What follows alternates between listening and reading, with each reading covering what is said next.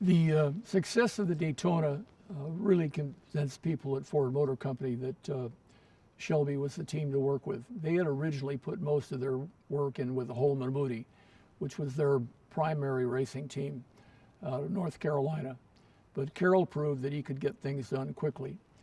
So when Lee Iacocca, who had made a tremendous success in sales with the Mustang, decided that he wanted to make a sportier version of the car, he took the car directly to the SCCA. John Bishop was the president of the Sports Car Club of America at that time, and made a presentation to them and told them that he wanted to run the car as a sports car to compete against the Corvette. The Sports Car Club of America said, sorry, we don't want to run a sedan in our sports car races, so go away. So the Ford guys were completely nonplussed on this. They went back and told Iacocca that they'd failed on trying to make this deal with the SCCA and John Bishop.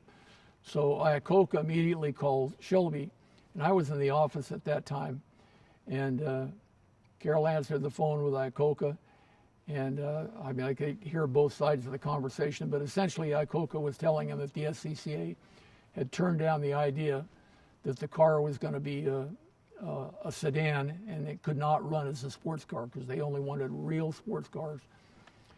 So Carroll said, okay, and he literally picked up another phone and he called John Bishop, the SCCA, and of course, hi John, how are you doing? Little, old, down home Texas. He says, I hear you having problems with the Ford Motor Company. And Bishop explained to him that it wasn't a sports car. And Carroll said, well, why isn't it a sports car? He says, well, it's got 4 seats. We only allow 2 seats for a sports car. And it just isn't a sports car. So Carroll says, well, suppose I rebuild the car out here. We take out the back seats and I make some changes on it and make a sports car on it. And will you do that for me, John? And John says, okay, you do that. So right there, Carroll got the biggest program that he'd ever gotten from Ford Motor Company. That one phone call, I don't think it took more than 30 or 40 seconds to convince John Bishop that he could take that car and make a sport car, he called it, not a sports car. I had to create the image for the car for Carroll and for Ford Motor Company.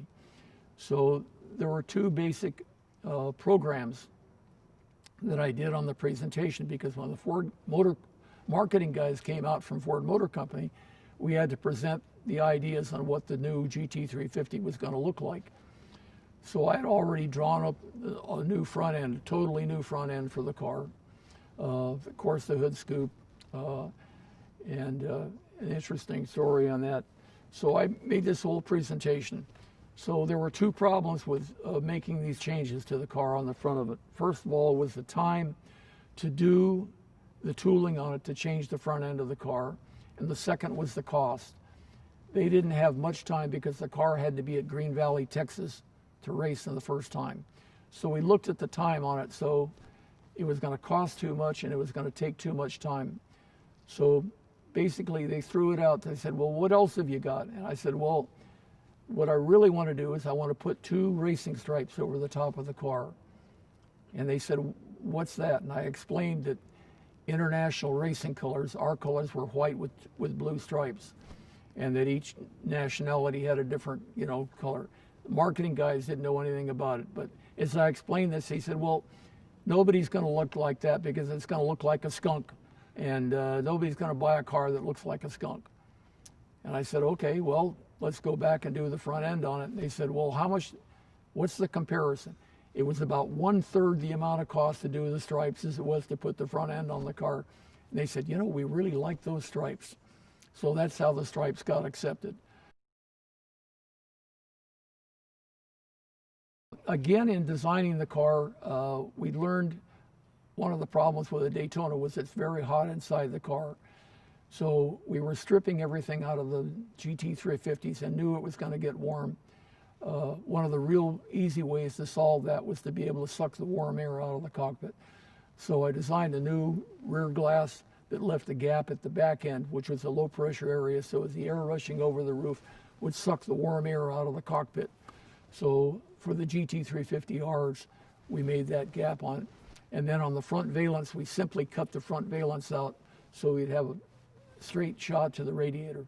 So that really made the big difference in the car, was the front valence cut out and the rear window at the back end. Of course, the scoop was on there.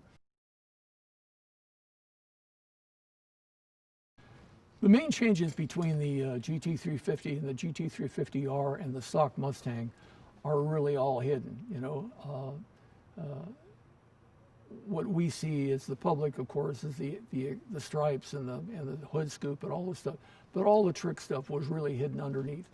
There were two main changes. In the first GT350Rs and Mustangs that we had,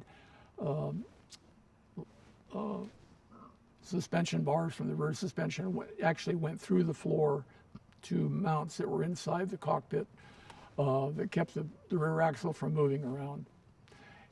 In the front, we changed the operation geometrically of the front suspension going up and down by changing the locating points for the A-arms. And that was done by Klaus Arning, who was the head engineer on suspensions, working with Bob Negsted. And they came up with this very simple modification to change the front suspension on the Mustangs. So those changes, the rear suspension locating points and changing the geometry on the front end, were the real keys to making the car work. Those were things that the public didn't see. The public saw what you see on the outside, but that was the thing that made the car work.